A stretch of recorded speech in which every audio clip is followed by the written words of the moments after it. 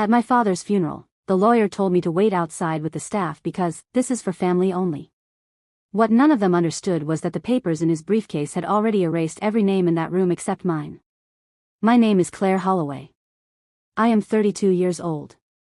And for most of my life, I learned how to disappear without leaving the room. I wasn't dramatic. I wasn't loud. I wasn't angry enough to be noticed. I was simply optional.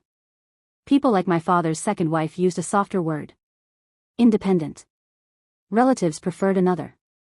Distant. The truth was simpler. I was never counted. I arrived at St. Andrew's Memorial Chapel at 9:07 a.m., 7 minutes before the service. Black coat. Flat shoes. No jewelry. I parked 2 blocks away, not because there was no space, but because I didn't want my car seen beside theirs. The chapel sat on a hill overlooking the river. Old money architecture. Stone steps worn smooth by generations who had always known where they belonged. Inside, everything smelled of lilies and polished wood. The kind of place where grief is managed quietly and efficiently. I took 3 steps toward the first row. That's when the lawyer intercepted me. He was tall, mid-50s, sharp posture, gray suit that cost more than my monthly rent. I recognized him immediately. Elliot Warren. Senior partner at Warren & Cole. My father's lawyer for the last 8 years. He didn't look surprised to see me. That should have told me something. Before I could speak, he said, gently but clearly. I'm sorry. Please wait outside. This is for family only. He said it the way you say fire exit or emergency protocol. Not cruel. Final. The security guards behind him shifted their weight. Black suits. Earpieces. Private, not ceremonial. Behind me, I felt eyes lift. Curiosity first. Then recognition. My Aunt Margaret Holloway tilted her head slightly, lips tightening in relief. She was dressed perfectly in morning black, pearls at her throat. She had practiced this moment in the mirror. My half-brother Daniel didn't look at me at all. He was already seated, arms stretched comfortably along the back of the pew, inheritance confidence radiating off him like heat. Someone whispered my name. Incorrectly. I nodded once at the lawyer. Of course, I said. No argument. No explanation. I turned and walked back through the doors. They closed softly behind me. Outside, I stood with people who had nothing to do with my father's life. Drivers hired for the day. A florist adjusting ribbon on a wreath that cost $12,000. A woman from a catering company checking her phone. No one asked who I was. It was easier that way. Through the glass, I could still see the front row. My father's wife, Evelyn, sat perfectly straight. Not crying yet. Saving it. Margaret leaned in, whispering something that made Evelyn smile faintly. Daniel crossed his legs, relaxed, already planning. They looked settled. Secure. Certain. They believed this was the end of something. I folded my hands in front of me and waited. I was born in Riverside, Ohio, during my father's first marriage, the one no one likes to talk about. My mother, Helen, met Richard Holloway before the companies, before the lawyers, before the tailored suits.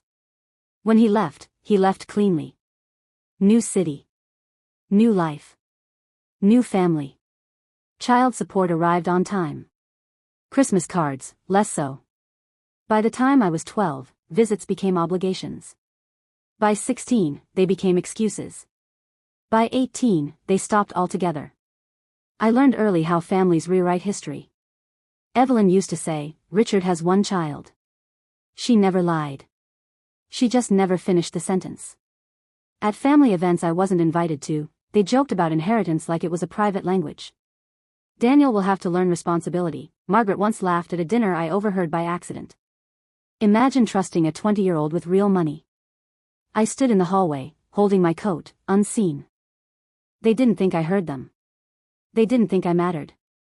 When my father got sick, no one told me. I found out because Warren & Cole accidentally CC'd my old email address on a request for medical authorization. A clerical error. The kind that changes everything. Stage 4 pancreatic cancer. 6 months prognosis. I didn't confront anyone. I booked a flight. The hospital was private. Quiet. Efficient. My father looked smaller. Not weak. Just reduced. He didn't apologize. He never did. He asked me questions instead. About my work. My apartment. Whether I trusted banks.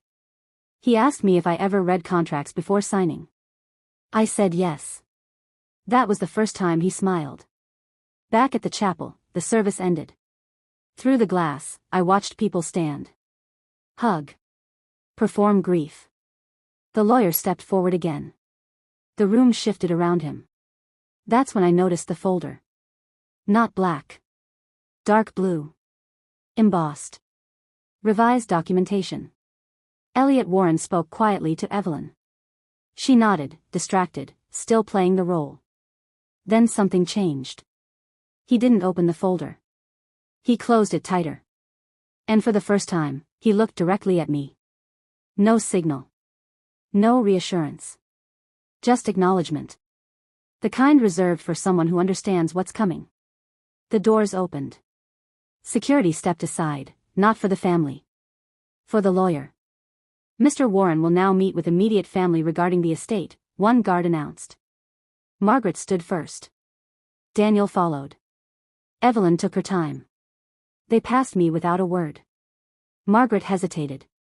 Just long enough to say, "Oh. You came." "Yes," I said. She smiled politely. "Well. Take care." Then she disappeared inside. The doors closed again. This time, they didn't reopen. I checked my watch. 9:43 a.m. The reading was scheduled for 10.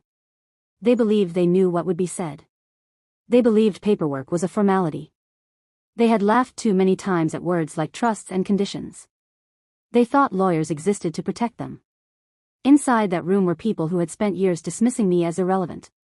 Inside that folder were documents signed on April 17, June 3, and August 29, each with witnesses, notarization, and very specific instructions.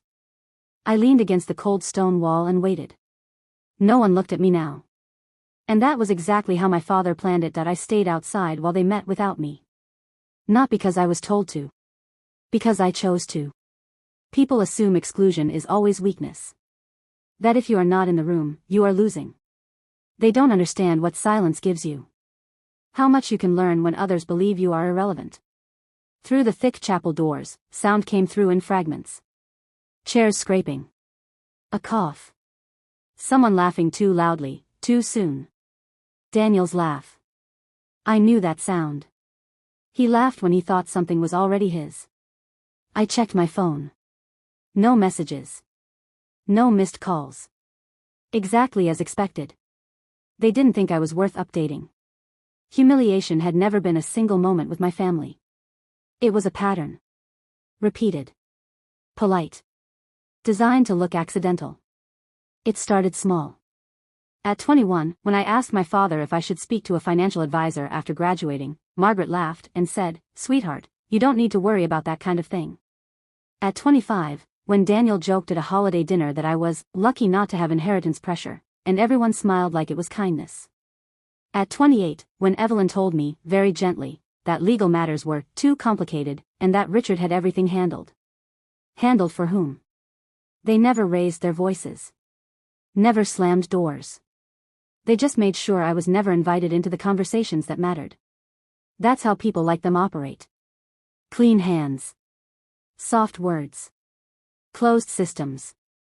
When my father asked me, in that quiet hospital room, whether I trusted banks, I understood the question he wasn't asking.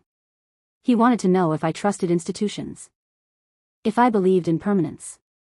I told him I trusted documents. And timing. That's when he asked me to come back the following week. He didn't tell Evelyn. Or Margaret. Or Daniel. He told the lawyer. The first meeting took place on March 12th, in a conference room at Warren and Cole overlooking Lake Michigan. Floor-to-ceiling windows. Soundproofed. Neutral art. Elliot Warren was there. So was a woman I didn't recognize at first, Laura Chen, estate litigation specialist. My father sat at the head of the table. Pale. Focused. No family. Only witnesses. They didn't explain everything to me. Not yet. They asked questions instead. Did I have debt? Did I plan to marry? Did I understand fiduciary responsibility? Did I know the difference between ownership and control? I answered carefully. Honestly. I told them about the years I worked 2 jobs while finishing school. About the contracts I negotiated for clients who underestimated me. About the lawsuits I avoided because I read the fine print. My father listened. He didn't interrupt. At the end, Elliot slid a thin document across the table. Read this, he said. It wasn't a will. It was a revocable trust amendment. I didn't sign it. Not that day. Outside the chapel, someone cleared their throat behind me. It was one of the security guards. Younger. Nervous. They might need you soon, he said quietly, like he wasn't supposed to. I nodded. Soon meant after. After they realized something was wrong. The second meeting was on April 17th. That's when my father removed Daniel as successor trustee. Quietly. Legally. Irrevocably. No announcement. No confrontation. Just ink. The reason listed was conflict of interest. The supporting documentation was extensive. Daniel had no idea. He was still making jokes about yachts and tax shelters while my father dismantled his future sentence by sentence. Inside the room, voices rose. Not shouting. Tension. I imagined Margaret's expression when something didn't align with her expectations. The slight stiffening of her mouth. The quick glance to see who else noticed. Evelyn would be calm. She always was. Until she wasn't. She believed legality was on her side because she had always been married to it. She never considered that marriage didn't guarantee authorship. The third meeting took place on June 3rd. That was the one that mattered most. That was when my father created 3 separate trusts. One for real estate. One for business assets. One for liquid holdings. Each with different conditions. Each with different beneficiaries. Only one with full control. My name appeared exactly once. At the bottom. Under the word executor. I asked him if he was sure. He looked at me for a long time. They won't listen to you, he said finally. They never have. He paused. They will listen to the law. At the chapel, the doors finally opened. Daniel stepped out first. His face was flushed. Confused. Not angry yet. Margaret followed, her hand gripping her purse too tightly. Evelyn came last. Her eyes found me immediately. For the first time that day, she looked uncertain. No one spoke to me. They didn't need to. Something had shifted. They could feel it, even if they didn't understand it yet. Elliot Warren remained inside. With the folder. They regrouped near the steps, whispering. I caught fragments. Doesn't make sense. Must be temporary. Richard wouldn't. People cling to belief when evidence threatens identity. They needed this to be a mistake. They needed it to be fixable. The final document was signed on August 29th. 2 weeks before my father lost the ability to write his own name. That one wasn't about money. It was about authority. A conditional enforcement clause. Activated only under specific behavior. Public behavior. My father was thorough. Cruel, some might say. Precise, I would say. Elliot stepped outside at last. Claire, he said, voice neutral. This time, he didn't ask me to wait. This way. The guards moved. The doors opened. And for the first time that morning, I walked into the room they thought I'd never enter. No one laughed now. No one looked relaxed. Every seat felt closer. Smaller. I took the chair at the end of the table. I didn't smile. I didn't speak. I simply placed my phone face down and folded my hands. And waited for them to hear the rest. And no one welcomed me when I sat down. They didn't need to. The room had already decided I didn't belong, and then realized, too late, that I did. The conference room at St. Andrew's was smaller than the chapel. Wood-paneled. No windows. Designed for privacy, not comfort. A long oval table dominated the center. Bottled water placed evenly. Legal pads aligned like ritual objects. Evelyn sat closest to Elliot Warren. That was intentional. She had always believed proximity meant influence. Margaret sat stiffly beside her, back straight, chin lifted, eyes sharp. She was already scanning for angles. Exit routes. Leverage. Daniel leaned back in his chair, arms crossed. Still performing ease. Still pretending nothing had changed. I sat at the far end. Not invited there. Not asked to move. Elliot closed the door behind him. The sound was quiet. Final. Before we proceed, Elliot said, placing the folder on the table but not opening it, I need to clarify who is present. He didn't look at me when he said it. Evelyn Holloway. Spouse. Margaret Holloway. Sibling. Daniel Holloway. Son. A pause. Claire Holloway. He finally looked up. Executor. The word landed differently than the others. Margaret's pen froze mid-motion. Daniel uncrossed his arms.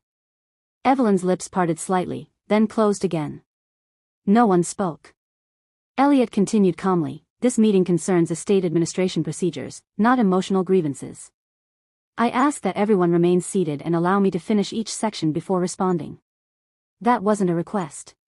This is ridiculous, Daniel said, forcing a smile. Why is she even? Mr. Holloway, Elliot interrupted, without raising his voice, you will have time to ask questions. Not now. Daniel stared at him. Then laughed. The laugh didn't convince anyone. Elliot opened the folder. The first document was simple. Administrative. Boring, even. Appointment of executor. My name. My date of birth. My signature. Daniel leaned forward now. Dad never told us about this, he said.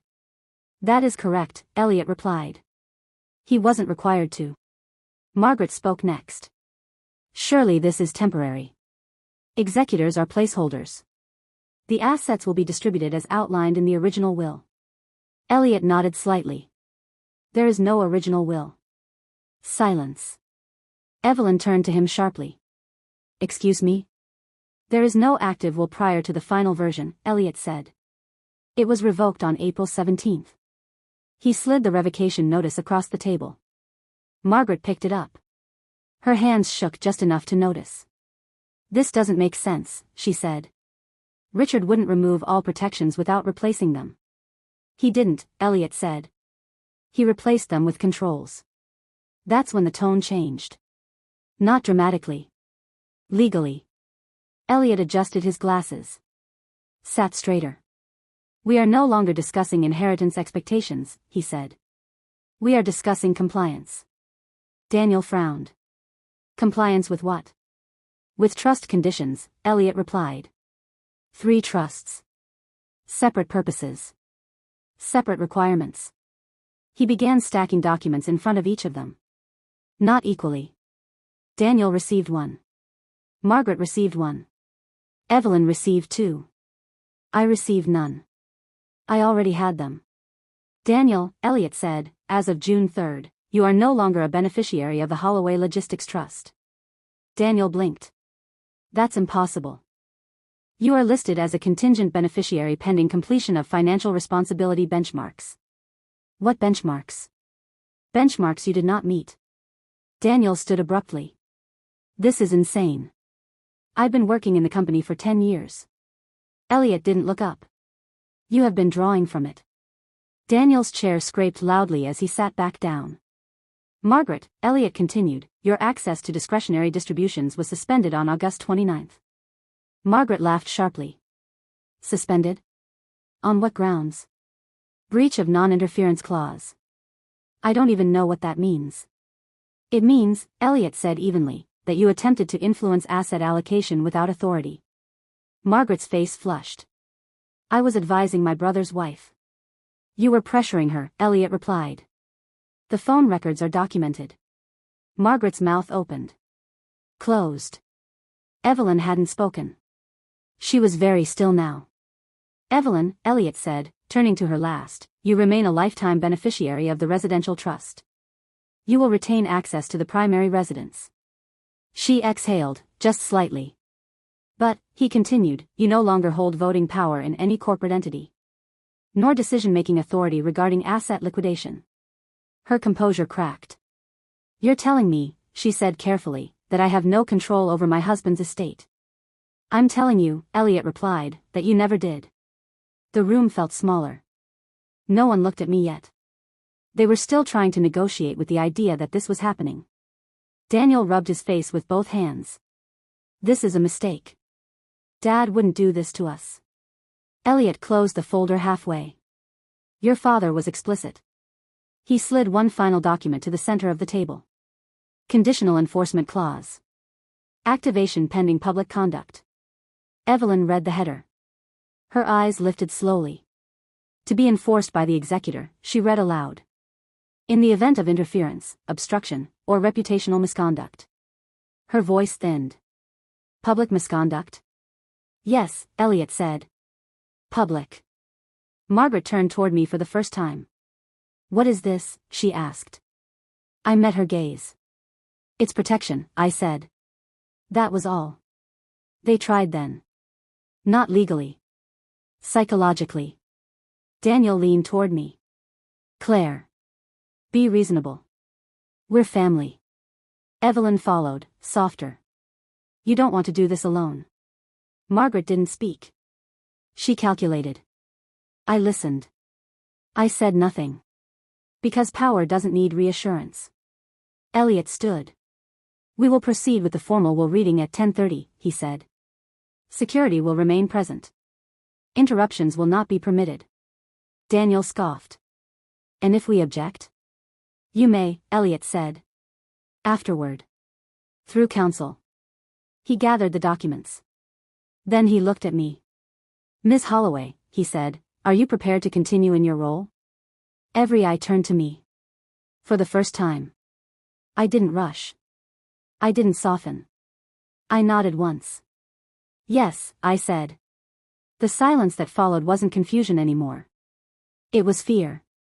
And it had finally found the right direction. The reading took place in the main hall. Not the chapel. Not the private room. Public. Intentional. Rows of polished wooden chairs faced a single table set beneath the vaulted ceiling. Light filtered through stained glass, cutting the room into colored sections that didn't quite reach the floor. It felt ceremonial. Judicial. Security stood at each exit. No one was allowed to leave once it began. Elliot Warren took his seat at the center table. Two assistants flanked him, both silent, both recording. A court reporter sat to the side, fingers hovering above the keys. This wasn't symbolic. This was evidence. They sat in the front row. Evelyn in the center. Daniel to her right. Margaret to her left. I sat alone in the second row. Not beside them. Not behind them. Apart. People from the company filled the remaining seats. Board members. Senior staff. A few distant relatives who hadn't laughed loud enough to be remembered. Everyone had been told attendance was mandatory. No one had been told why. The murmur in the room died the moment Elliot stood. This reading concerns the final testamentary documents of Richard Holloway, he said. Executed in full compliance with state and federal law. He paused. Any disruption will be documented. Silence. He began with the basics. Name. Date of birth. Date of death. Then the first clause. Clause 1, revocation. All prior wills. All verbal promises. All assumptions. Void. Daniel shifted in his seat. Margaret's hands tightened together. Evelyn didn't move. Clause 2, appointment of executor. He read my name. Slowly.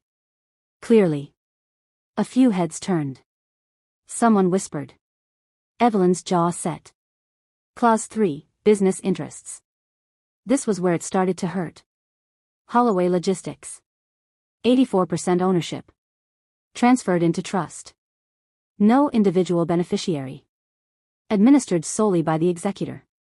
Me. Daniel let out a short breath. Not loud. Controlled. Angry. Elliot continued. No board vote may override executor authority. No asset may be sold, transferred, or leveraged without written consent. He paused just long enough for it to sink in. Daniel's hands curled into fists. Clause 4, compensation and draws. Daniel's name appeared. Then numbers. His monthly draw reduced to 0. Effective immediately. A murmur rippled through the room. Daniel stood halfway up. This is bullshit. Security moved. Elliot didn't look up. Sit down, Mr. Holloway. Daniel hesitated. Then sat. Clause 5, residential properties. Evelyn straightened. The primary residence remained hers. Lifetime use. No transfer rights. No sale authority. Secondary properties. Liquidated. Proceeds moved into trust. Not hers. Margaret's breath caught audibly this time. Clause 6, discretionary distributions.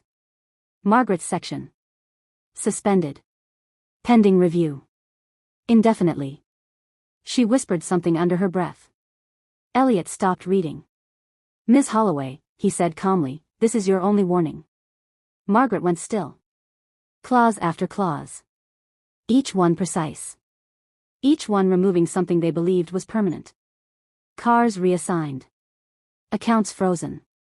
Signatory rights revoked. No accusations. No explanations. Just consequences. Then Elliot reached the final document. The one no one but me had read in full. Clause 9, conditional enforcement. The room felt colder. In the event of obstruction, defamation, or public interference with the state administration, the executor is authorized to enact immediate forfeiture provisions. Daniel laughed. Too loud.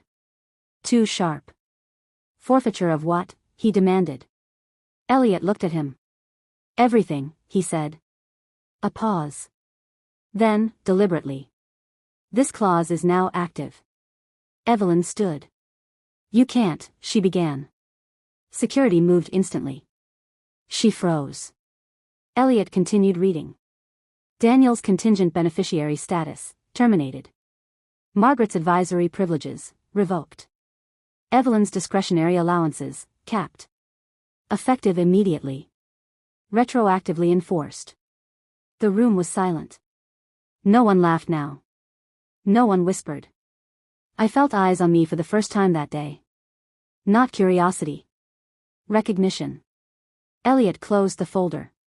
This concludes the reading, he said. He looked at me.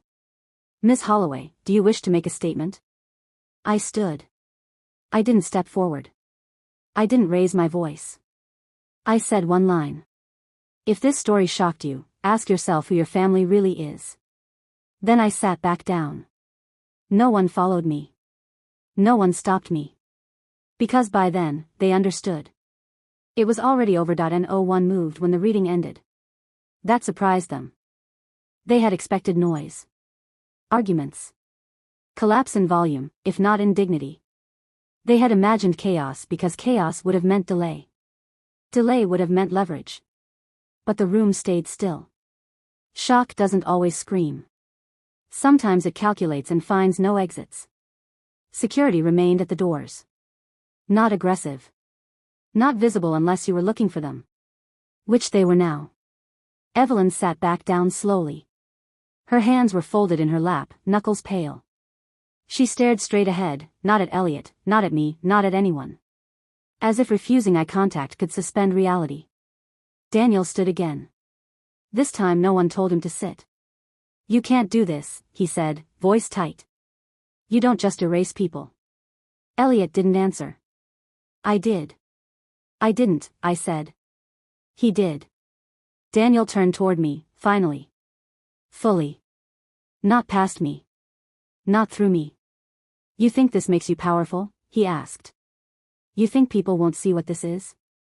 I held his gaze. This isn't about power, I said. It's about execution. That word landed harder than I expected. He looked away first. Margaret tried next.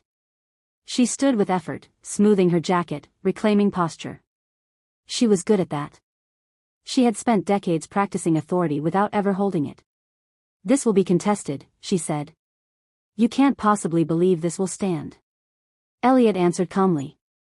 All documentation has been reviewed by 3 independent firms. Challenges will be addressed in order of receipt. Margaret's mouth tightened. And if we seek an injunction? Elliot nodded. You may. Funds for legal action will be drawn from your personal accounts. She froze. What personal accounts? Elliot slid a final sheet across the table. Those. Margaret didn't pick it up. She didn't need to. She already knew. Evelyn finally turned toward me. Her voice was low. Controlled. Dangerous. You planned this, she said. I shook my head. Slowly. No, I replied. I listened. She stared at me as if seeing me for the first time. You think you won, she said. I didn't answer. Because winning implies a game. This was administration. The room began to fracture. People whispered now. Not about me. About themselves. Board members checked their phones. Assistants stepped back. Distance formed naturally, like a chemical reaction. Daniel's phone rang. He answered it. Listened. Went pale. He ended the call without speaking. They froze the account, he said quietly. Not to anyone in particular. Elliot nodded. As outlined. Daniel laughed then. A short, broken sound. You plan to ruin us, he said, looking at me again. I stood. This time, I did step forward. Not into the center. Just enough. I plan to finish what he started, I said. Nothing more. Security shifted slightly. Not toward me. Toward them. They tried one last time. Not together. Individually. Evelyn asked if we could talk privately. Daniel asked if we could renegotiate terms. Margaret asked if I understood what family meant. I said no to all of it. Not harshly. Not emotionally. Just clearly. By noon, the room was empty. The court reporter packed up. The assistants left. The board members avoided eye contact. Elliot remained. You did well, he said. I nodded. That wasn't required, I replied. He smiled faintly. No, he said. But it was earned. I walked out of St. Andrew's Memorial Chapel alone. The hill overlooked the river, unchanged. Cars passed below. Life continued with no regard for inheritance or loss. My phone buzzed once. A notification. Transfer confirmed. Executor access granted. I put the phone back in my pocket. I didn't feel relief. I felt closure. They will tell stories about this. About cruelty. About betrayal. About how money corrupts. They will leave out the years of silence. The jokes. The erasures. The meetings I wasn't invited to. That's fine. History is written by those who read the documents. I did. And now, there is nothing left for them to laugh at.